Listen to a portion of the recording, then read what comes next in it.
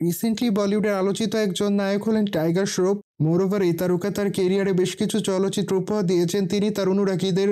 সেখানে অবশ্য তার অভিনয় তার অনুরাগীদের কাছে ভালো লেগেছে। ঠিক এই জন্য অবশ্য অল্প সময় দর্শকদের মাঝে নজরে এসেছেন।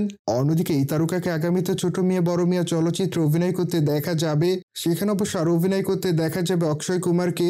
মূলত প্রথমবারের মতো এই দুই তারকাকে একসঙ্গে চলচ্চিত্রের পর্দায় দেখা যাবে। মোরওভার তাদের অনুরাগীরা তাদের এই চলচ্চিত্রটি দেখার জন্য এই জন্য অপেক্ষায় রয়েছে।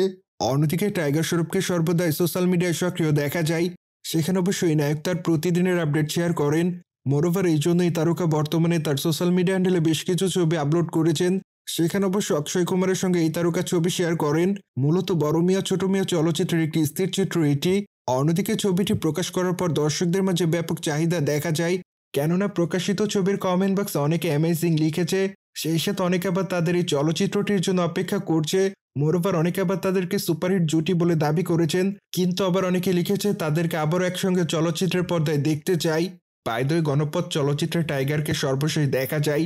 সেখানে অবশ্য তার অভিনয় তার অনুরাগীদের কাছে ভালো লেগেছিল, কিন্তু দুঃখের বিষয় যে বক্স অফিসে তেমন ভালো অর্থ আয় করতে পারেনি চলচ্চিত্রটি। মোরওভার এই জন্য বক্স অফিসে মুখ থুবড়ে পড়েছিল চলচ্চিত্রটি।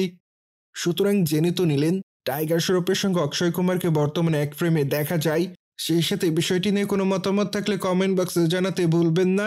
মোরওভার চ্যানেলটিকে সাবস্ক্রাইব করে আমাদের সাথেই থাকুন আপকামিং আপডেট জানার জন্য।